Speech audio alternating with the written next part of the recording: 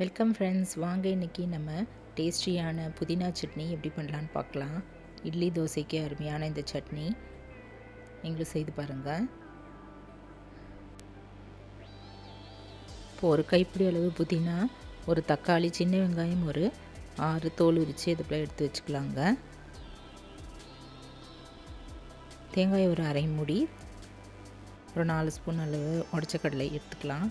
காரத்துக்கு தகுந்தபடி இதில் பச்சை மிளகாயும் காஞ்ச மிளகாயும் ஆட் பண்ணிக்கலாம். 2 காஞ்ச மிளகாய், ஒரு பச்சை மிளகாய், இஞ்சி ஒரு 5 பீஸ் எடுத்துக்கலாங்க.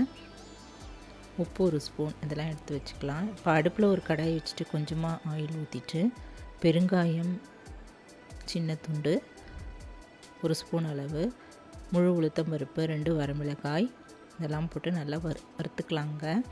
பச்சை மிளகாயும் சேர்த்து வறுத்துக்கலாம். இஞ்சி போட்டுட்டு வதக்கி நம்ம தட்டில் எடுத்து வச்சுக்கலாம்.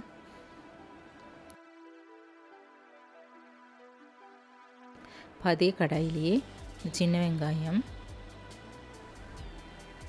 வதக்கிட்டு தக்காளி, புதினா இதெல்லாம் போட்டு வதக்கிக்கலாங்க.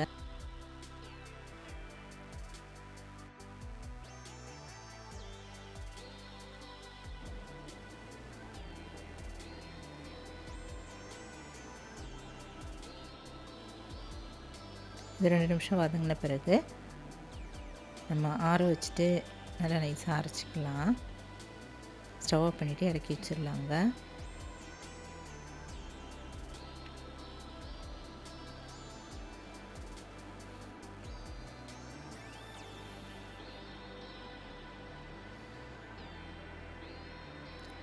இப்போ இந்த எல்லா பொருளும் நல்லா ஆறிடுச்சு. இப்போ மிக்ஸி ஜாரில் போட்டுட்டு கொஞ்சமாக தண்ணி ஊற்றி நைஸாக அரைச்சிக்கலாம்.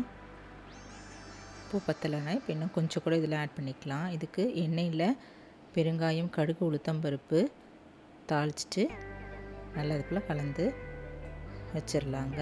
நல்லா டேஸ்டான இட்லி தோசைக்கு அருமையான சைட் டிஷ் புதினா சட்னி தயாராகிடுச்சு.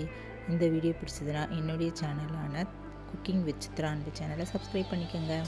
தேங்க்ஸ் ஃபார் வாட்சிங். நம்ம அடுத்த வீடியோவில் பார்க்கலாம். நன்றி, வணக்கம்.